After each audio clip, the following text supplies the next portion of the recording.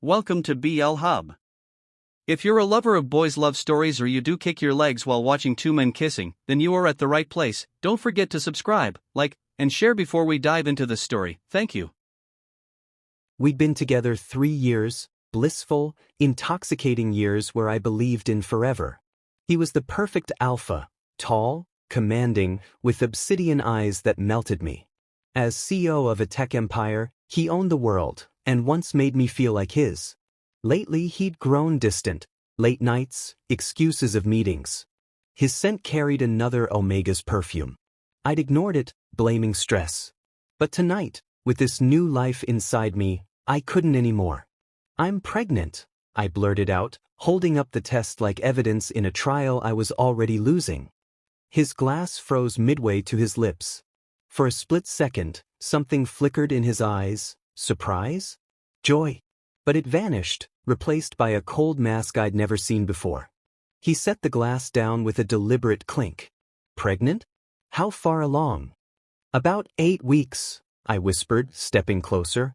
"I went to the clinic today for confirmation. It's a girl, Goo. Our little girl." A girl. I'd been so excited when the doctor told me, imagining her with his sharp features and my soft smile. But Goo's face twisted, not with happiness, but with disdain. "A girl?"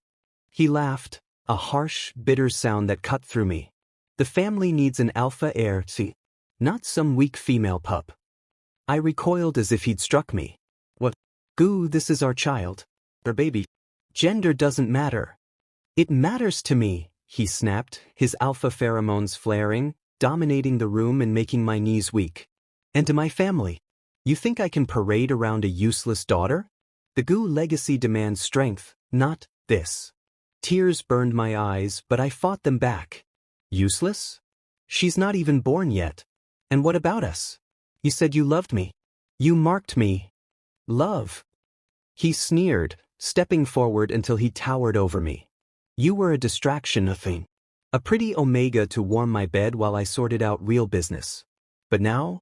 With this?" He gestured vaguely at my stomach, like it was an inconvenience. That's when the other scent hit me again, stronger now that he was close. "Who is she?" I demanded, my voice cracking. "The Omega you've been seeing? I can smell her on you." He didn't deny it. Instead, he met my gaze with unyielding coldness. "Anna, daughter of the Outbruced conglomerate. We're merging companies, it's been arranged for months. She's the one who fits into my world. Not you, a freelance illustrator from nowhere." The words landed like punches, each one stealing my breath. "Arranged? Months? You cheated on me? While I was here, waiting for you every night." "It wasn't cheating," he said flatly, as if that made it better. "It was necessity. And now, with this pregnancy, get rid of it. I don't want any ties to a mistake like this. Get rid of it. Our child, a mistake." The room spun, my Omega instincts screaming in protest, protective pheromones surging despite the heartbreak. "No," I choked out. "I won't. This baby is mine, even if you reject her." His eyes narrowed. "Then leave. Pack your things and be gone by morning. I'll give you money for whatever." He pulled out his checkbook, scrawling a figure that made my stomach turn. Cold cash for our shattered life. I didn't take it. Instead, I slapped it away, the paper fluttering to the floor like my dreams. "I don't want your pity money. I want you to be the man I thought you were." But he wasn't. He turned away, pouring another drink as if I were already gone. "You're nothing without me, Ichin. Remember that." The pain was unbearable, a raw, gaping wound in my chest. I stumbled to our bedroom, no, his bedroom, grabbing a suitcase and shoving in whatever I could. Clothes, my sketchbook, a few mementos of us that now felt like lies. Tears streamed down my face as I whispered to my belly, "It's okay, little one. Mommy's here. We'll be okay." By dawn, I was out the door, the rain soaking me as I hailed a cab to the bus station. I blocked his number, deleted every trace of him from my phone. Hours later, I arrived in a quiet coastal town, crashing at my aunt's small cottage. She didn't ask questions, just held me as I sobbed, the betrayal carving itself deeper with every breath. That night, alone in a strange bed, I curled around my stomach, feeling the first flutters of life. He left us, I murmured to my unborn daughter. But I won't let him break us. The anger mixed with sorrow, a toxic brew that fueled my resolve. I'd build a life without him. For her. For me. Little did I know, the storm was just beginning. The coastal town of Hyein smelled of salt and second chances. Stepping off the bus that first morning, suitcase in hand and the other pressed against my still flat stomach, the sea wind slapped me awake. It stung my tear-swollen eyes but felt clean, scrubbing away the lingering cedarwood scent of goo from my skin.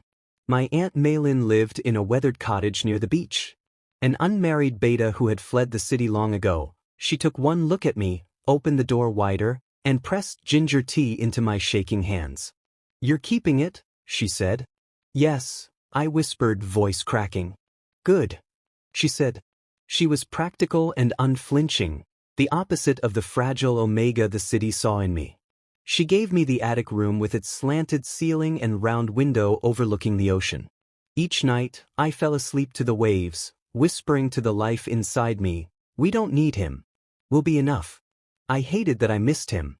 I hated that my body still responded to the ghost of his pheromones in my dreams, waking me up slick and aching and furious.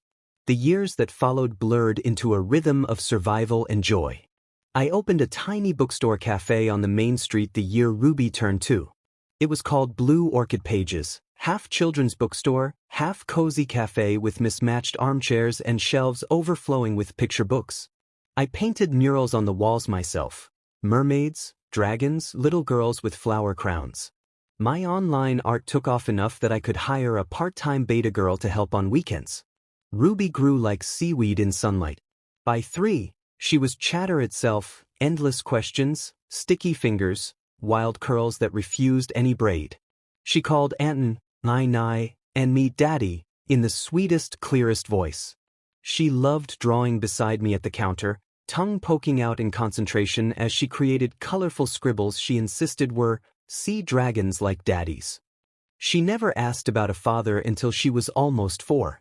We were closing up the shop one evening, golden light slanting through the windows, when she looked up from her coloring book and asked, "Why don't I have a papa like May May at preschool?" My heart stuttered. I knelt beside her chair, brushing a curl from her forehead. Some families have 2 parents, some have 1. Some have grandparents or aunts. We have Nai and me, and that's a lot of love, right? She considered this seriously, then nodded. Lots and lots. Then she grinned, gap-toothed and bright. But if I ever get a papa, I want him to read me dragon stories. I laughed through the sudden ache in my throat and hugged her tight. Deal, little star. I thought we were safe. I thought 5 years was long enough for wounds to scar over, for the past to stay buried under layers of new memories and salt air. I was wrong. It started on an ordinary Tuesday in early spring. The bell above the door jingled, and I looked up from steaming milk for Allah, straight into eyes I hadn't seen in 5 years. Goose stood in the doorway of my bookstore, rain dripping from his expensive coat, looking like he'd stepped out of a nightmare I'd tried so hard to forget. His gaze swept the cozy space, lingered on the murals I'd painted, then locked on me. Shock flashed across his face, raw and unmistakable, before it smoothed into something carefully neutral. But then Ruby's voice rang out from the children's corner. "Daddy, I finished the dragon. Look." She came running, sketchpad clutched in chubby hands, curls bouncing. She skidded to a stop beside me, holding up her drawing proudly. And Goo's eyes, those cold obsidian eyes, dropped to her face. I watched the exact moment recognition hit him. His lips parted. Color drained from his cheeks. He took one involuntary step forward, then stopped, as if an invisible wall held him back. Because Ruby was staring up at him with wide, curious gray eyes. His eyes, framed by my softer features. The dragon drawing fluttered forgotten to the floor. For the first time in 5 years, Goo looked utterly, completely broken. And I knew, with a sick lurch in my stomach, that the past had finally caught up to us. I couldn't breathe. The steam wand hissed in my hand, forgotten, as milk frothed over the edge of the pitcher and sizzled on the hot metal counter. The sound was distant, like it was happening underwater. All I could hear was the blood roaring in my ears and the soft patter of Ruby's barefoot steps as she darted toward the stranger in the doorway. "Daddy, the dragon has wings now. Big ones." She waved her paper triumphantly, oblivious to the earthquake happening around her. Gu hadn't moved. He stood frozen just inside the threshold, rain dripping from the hem of his charcoal coat onto my polished wooden floor. His eyes, those cruel, beautiful eyes, were fixed on our daughter like he was seeing a ghost. Or maybe I was the ghost. 5 years of careful rebuilding, and in one heartbeat he'd walked back into my life as if he had every right. I dropped the pitcher with a clatter, milk splashing across the counter. The noise snapped me out of my paralysis. I moved on instinct, stepping between him and Ruby, my body shielding her small one. "Ruby," I said, my voice sharper than I intended. "Go to the back room and color with Auntie Lynn, okay? Daddy needs to talk to a customer." She pouted, lower lip jutting out. "But I want to show the pretty uncle my dragon." Pretty uncle. The word stabbed straight through my chest. She had no idea. None. "Now, baby." I softened my tone, crouching to kiss her forehead. "I'll come get you in a minute. Promise." She hesitated, glancing curiously at Gu again, then scampered off toward the back where my part-time helper Lynn was restocking shelves. The moment she disappeared behind the bead curtain, the air in the shop thickened, charged with alpha pheromones I hadn't smelled in years. Cedarwood and storm, his scent, stronger now, wrapping around me like invisible chains. I straightened slowly, wiping my hands on my apron even though they weren't wet. My heart was trying to hammer its way out of my ribcage. "What are you doing here?" The words came out low, venomous. I was proud that my voice didn't shake. Gu finally blinked, dragging his gaze from the doorway Ruby had vanished through back to me. His throat worked as he swallowed. "Ichin, don't." I cut him off, stepping forward until only the counter separated us. "Don't you dare say my name like that. Like you have any right." His jaw clenched. "I didn't know you were here. I swear. I was in town for—" "I don't care why you're in town." My hands gripped the edge of the counter so hard the wood creaked. "You need to leave. Right now." He didn't move. His eyes roamed over my face like he was memorizing it, or like he was seeing how much I'd changed. I hated that he looked almost exactly the same, sharper around the edges, maybe faint lines at the corners of his eyes that hadn't been there before, but still devastatingly handsome. Still the alpha who'd once made me believe I was loved. Then his gaze dropped to my left hand, searching. No mating mark visible. He'd bitten the right side of my neck, and I always wore high collars now. His shoulders sagged slightly, relief or disappointment, I couldn't tell. "She's mine," he said quietly. Not a question. I laughed, a bitter, broken sound. "No. She's mine. You made that very clear 5 years ago when you told me to get rid of the mistake." His face crumpled. Actually crumpled. I'd never seen Gu look anything less than composed, but in that moment he looked like I'd punched him in the gut. "Ichin, please. Let me explain." "Explain." My voice rose despite my effort to keep it down. "You threw money at me for an abortion. You said a daughter would be useless. You admitted to cheating on me for months with some heiress who fit your world. What's left to explain?" He flinched with every word, but I couldn't stop. 5 years of bottled rage poured out. I was pregnant, terrified, and alone, and you told me to leave. So I did. I built a life without you. We don't need you. We never did. His hands clenched at his sides. "I was wrong. I know that. I've known it every single day since you left." I shook my head, tears burning at the backs of my eyes. I refused to let them fall in front of him. "Too late. You don't get to waltz in here because you suddenly feel guilty." "I didn't know where you were," he said, voice rough. "I looked. For years. Private investigators, every contact I had." "Good," I spat. "I made sure you couldn't find us. I never wanted you to." He took a step closer, and I instinctively released a warning burst of distressed omega pheromones, sharp and sour. He froze, nostrils flaring, pain flashing across his face like I'd struck him. I regret it, he whispered. Every word. Every second I let you walk away. I was a coward, Vivin. My family, they pressured me about the merger, about heirs, about legacy. I thought if I pushed you away hard enough, you'd be better off without me dragging you into that mess. But I was wrong. So wrong. I stared at him, chest heaving. Part of me, the stupid, broken part that had once loved him desperately, wanted to believe the anguish in his voice. But the rest of me remembered waking up alone in the hospital after emergency surgery for postpartum bleeding, remembered teaching myself to change diapers with one hand while crying into Ruby's tiny onesies, remembered every milestone he'd missed because he'd decided we weren't worth keeping. You don't get absolution just because you finally grew a conscience, I said coldly. Ligu, don't come back. He didn't. Instead, he reached into his coat pocket and pulled out a small, worn leather wallet. From it, he withdrew something that made my blood turn to ice. A photograph. The ultrasound picture I'd shown him that night. The one I'd left behind on the penthouse floor when I fled. I kept it, he said hoarsely. All these years. I couldn't let go. My throat closed. I remembered printing that photo with trembling excitement, planning to frame it for him as a surprise. Instead, it had been the final nail in our coffin. Get out. My voice broke on the words.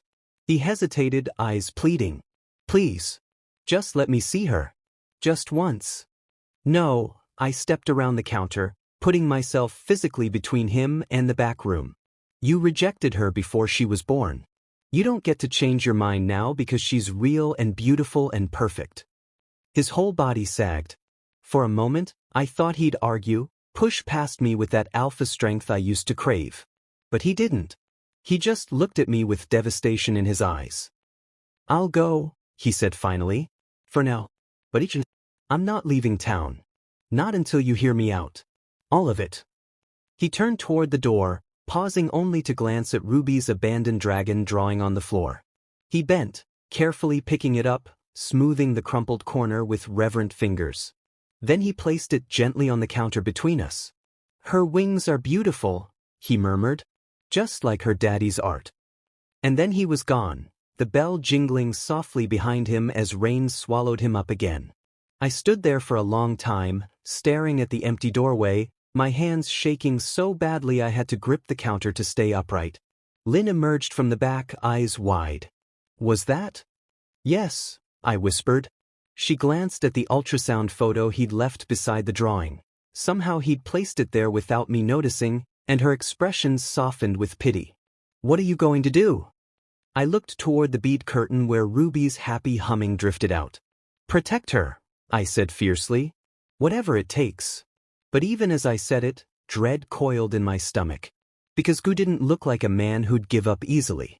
And for the first time in 5 years, I felt the ground shifting beneath the life I'd so carefully built.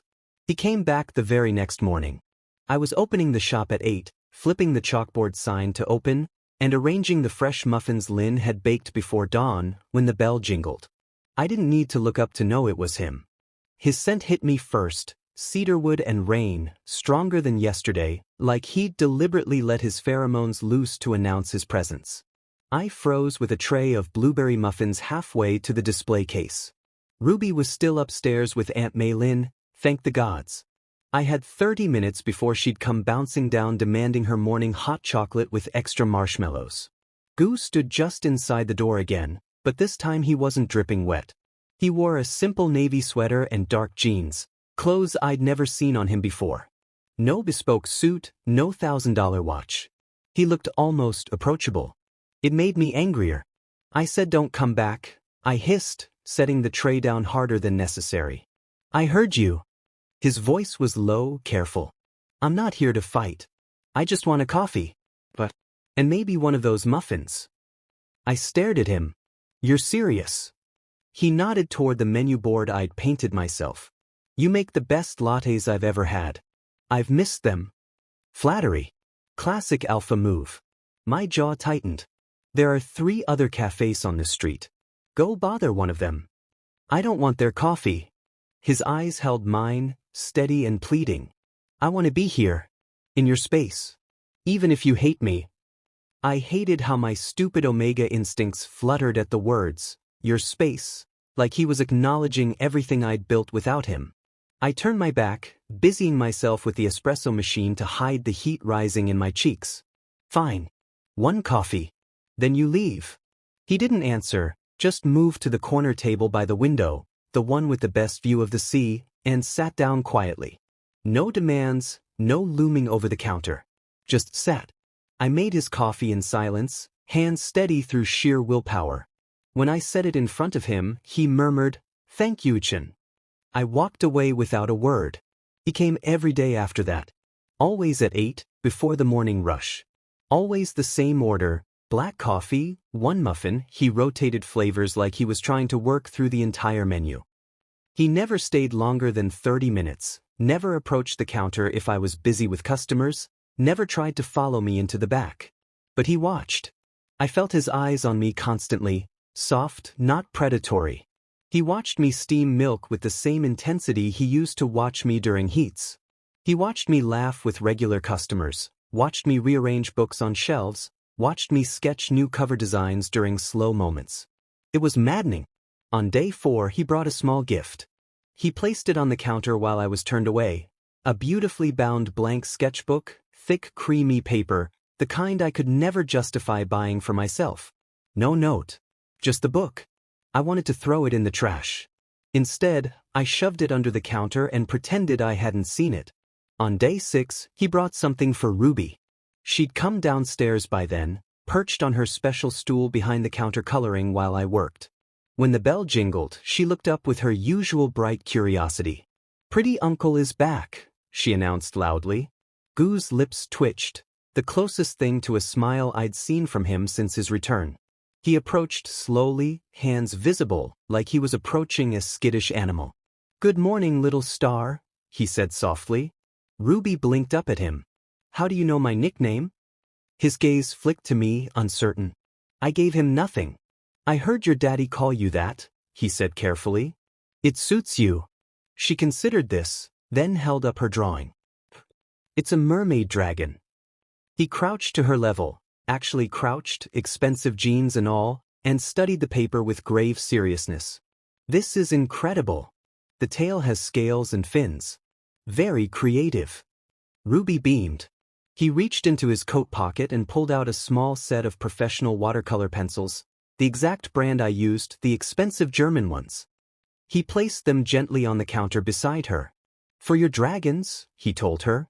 "So you can make the colors even brighter." Her eyes went round. "Daddy, look. Pretty pencils." I wanted to snap at him, tell him to stop buying his way in, but the pure joy on her face stopped me. She'd never had anything so nice. "Thank you, pretty uncle," she chirped. Goo's throat bobbed. "You're very welcome, Ruby." He knew her name. Of course he did, he'd heard me use it. After that, the gifts became daily. Never extravagant. Never overwhelming. A new picture book about sea creatures. A tiny stuffed seahorse that matched one of my murals. A set of glitter gel pens. Each one perfectly chosen, like he'd studied her from afar and learned her exactly. And Ruby warmed to him the way children do, fast and fearless. By the end of the second week, she was saving her stool for him. "Pretty uncle's spot," she'd declare if any customer tried to sit there. She'd drag her drawings over to show him the moment he arrived. He always listened like every scribble was a masterpiece, asking questions that made her light up. I watched it happen with growing panic. He was careful never to touch her, not a pat on the head, not a hand on her shoulder. He kept a respectful distance, waiting for permission that wasn't his to ask for. But I saw how his hands trembled sometimes, how he'd clench them in his lap when she laughed at something he said. One afternoon, she fell asleep on the rug in the children's corner, exhausted from a morning at the beach. Goo sat nearby reading a bored book to himself, glancing at her every few minutes like he couldn't believe she was real. I finally snapped. I marched over and hissed, "Stop this." He closed the book slowly. "Stop what?" "This siege. Coming every day, buying her things, acting like you belong here. You're confusing her." His eyes were tired. "I'm not trying to confuse her. I'm trying to earn the right to be near her. Near both of you." You don't have that right. My voice cracked. You gave it up when you told me our daughter was a mistake. Pain flashed across his face, raw and immediate. I know. I live with that every day. But she's extraordinary. And you, his voice roughened. You've done something miraculous. Raised her alone, built this beautiful life. I'm in awe of you. I hated how the words warmed something cold inside me. Don't, I whispered. Don't say things like that. I have to. He leaned forward slightly, careful not to crowd me. I need you to know I see it. All of it. How strong you are. How much love you've given her. I was a fool to ever think I could live without you. I turned away sharply, blinking back tears. Ligu. Please. He stood but paused. I'll go. But I'll be back tomorrow. And the day after. However many days it takes. He left a new book on the table, a collection of my own illustrations I'd self-published online years ago. He must have ordered it. Inside the cover, in careful handwriting. To the most talented Omega I've ever known. I never stopped being proud of you. But I hated that I cried over it in the back room after closing. The siege continued. He started helping without asking, stacking chairs when I closed, wiping down tables during slow moments, even fixing the wobbly leg on Ruby's stool with tools he brought in a small kit. He learned the names of all my regular customers, remembered their orders. One rainy afternoon, a tourist alpha got too pushy, leaning over the counter, releasing aggressive pheromones, asking why a pretty Omega like me was all alone. Before I could even respond, Gu was there. Not touching the guy, not raising his voice, but his own pheromones flared, dominant, protective, unmistakably claiming the space. The tourist backed down immediately and left. Gu turned to me, eyes worried. Are you okay? I wanted to yell at him for interfering. Instead, I just nodded stiffly. Ruby started calling him Uncle Yuan, without anyone prompting her. Every time she did, something in his face broke open a little more. 3 weeks in, I found him outside after closing, sitting on the bench across the street in the pouring rain. No umbrella. Just sitting, staring at the darkened shop like a man contemplating jumping off a cliff. I should have ignored him. Instead, I grabbed an umbrella and marched out. You're going to catch pneumonia, I snapped, holding it over him. He looked up, rain streaming down his face. I don't care. Idiot. I sat beside him, keeping distance between us. Why are you doing this to yourself? Because I deserve it. His voice was raw. I deserve every cold look, every slammed door. I deserve to sit in the rain if that's what it takes for you to believe I'm sorry. I stared at the wet street. Sorry doesn't fix 5 years. I know. He swallowed. But I'm not asking you to forget. I'm asking for the chance to spend the next 50 making up for them. However you'll let me. Silence stretched between us, broken only by rain on the umbrella. I can't trust you, I said finally. I know that too. He turned to me, eyes red-rimmed. But I'm going to keep showing up until you see that I'm not the same man who hurt you. I'll wait as long as it takes. I stood abruptly. Go home, Gu. He did. But the next morning he was back at 8 sharp. Black coffee. 1 muffin. And the siege continued. I told myself I wasn't softening. Some wounds don't heal just because the person who made them finally says sorry. Even if they say it with their whole soul. I thought I had my walls fortified.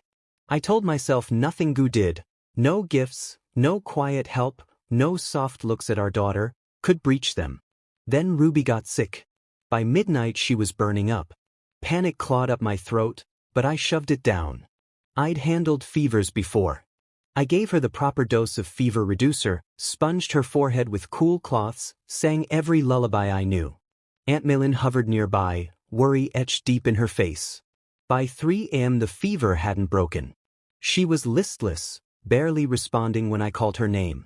Her little chest rattled with every breath. I called the after-hours clinic. They told me to bring her in immediately.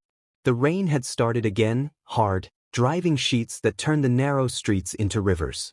Aunt Mayleen's old car sputtered but started. I wrapped Ruby in blankets, carried her through the downpour, and buckled her into her seat. She was limp in my arms, head lolling against my shoulder. The clinic was 20 minutes away. Halfway there, the car coughed, shuddered, and died. I sat in the dark, rain hammering the roof, my daughter burning up in the back seat, and for the first time in years I felt utterly, completely helpless. That's when the headlights appeared behind us. Bright, expensive LEDs cutting through the storm. A black sedan pulled up, hazard lights blinking. The driver's door opened, and Gu stepped out in a soaked coat, hair plastered to his forehead. I shouldn't have been surprised. He'd been watching the shop every night after closing, sitting on that same bench across the street until I turned off the lights. I'd pretended not to notice. He ran to my window, knocking gently. I rolled it down an inch. Ichen, what happened? Car died. Ruby, she's really sick. High fever. We need to get to the clinic.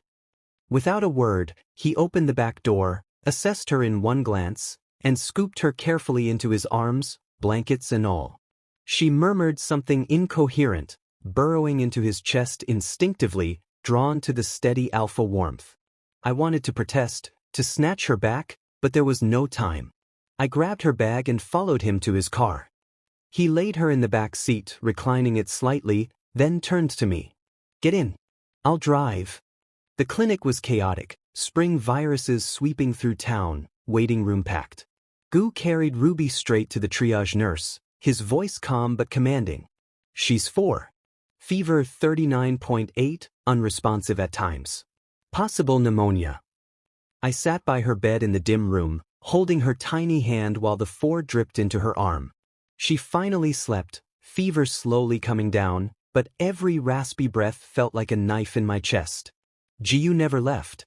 He stood in the corner at first, giving me space.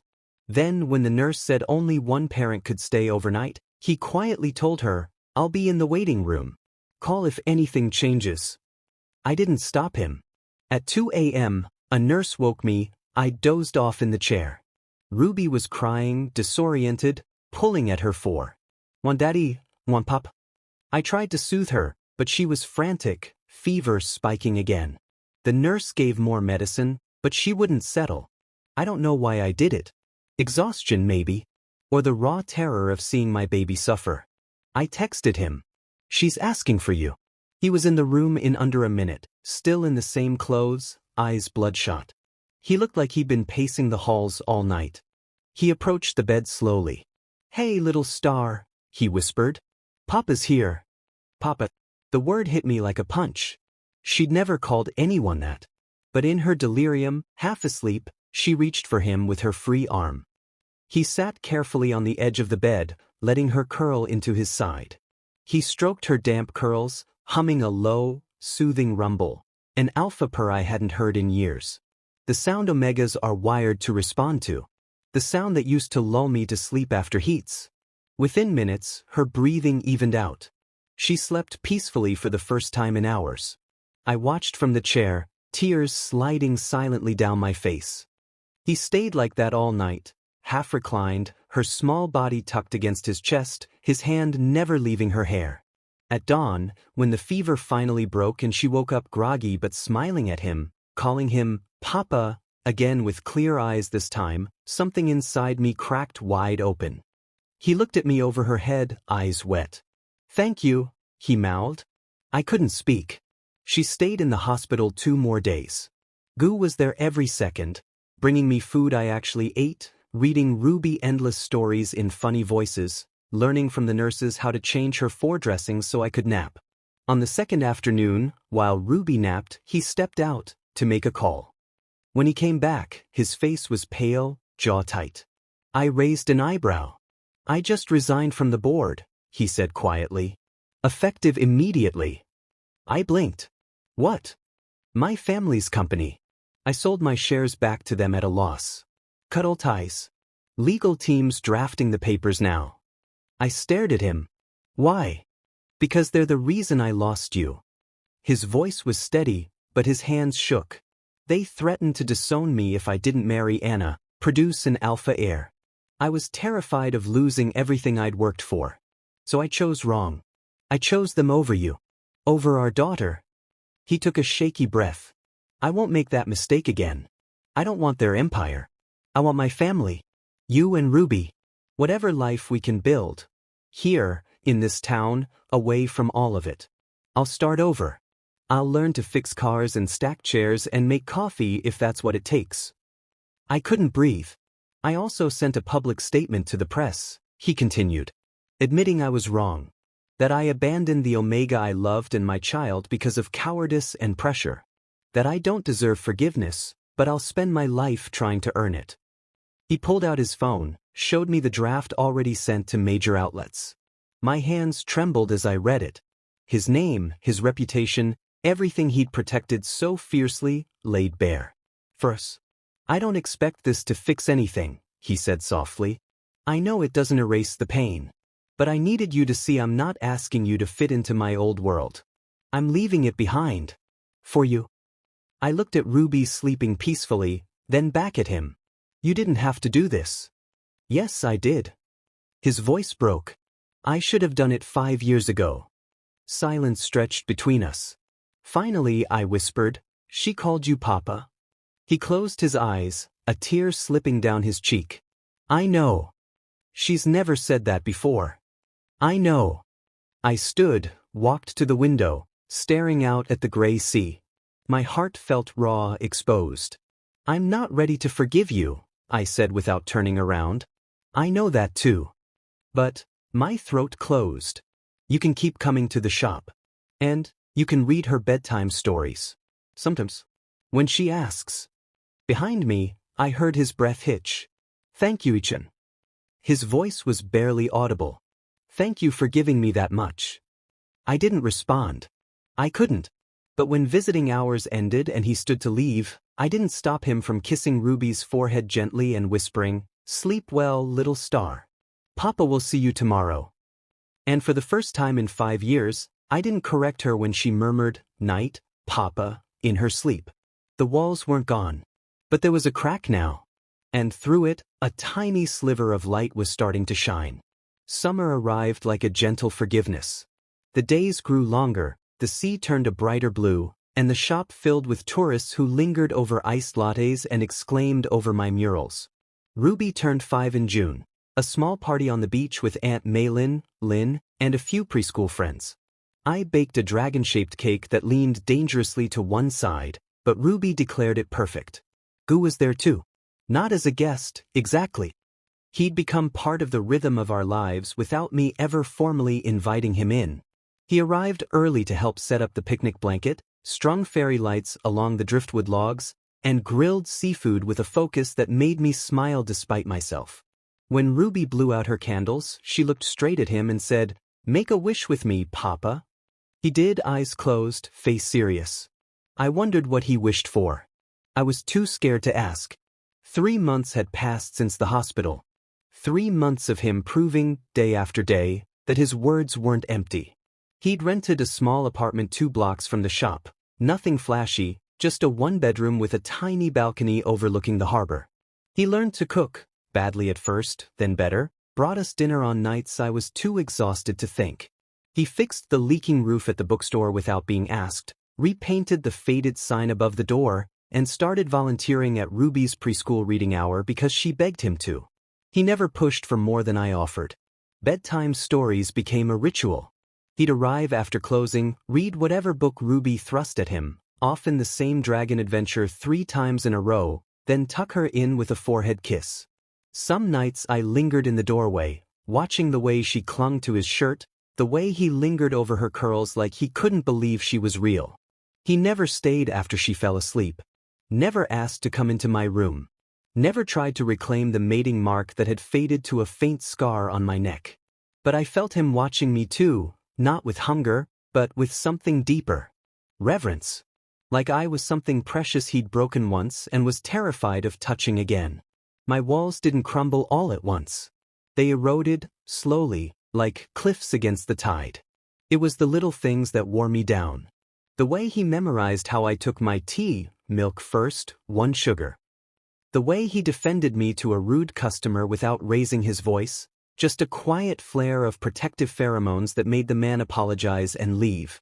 The way he commissioned a local carpenter to build custom bookshelves for the shop using my exact sketches, then refused payment, saying, "Let me give you something beautiful for once, instead of taking it away."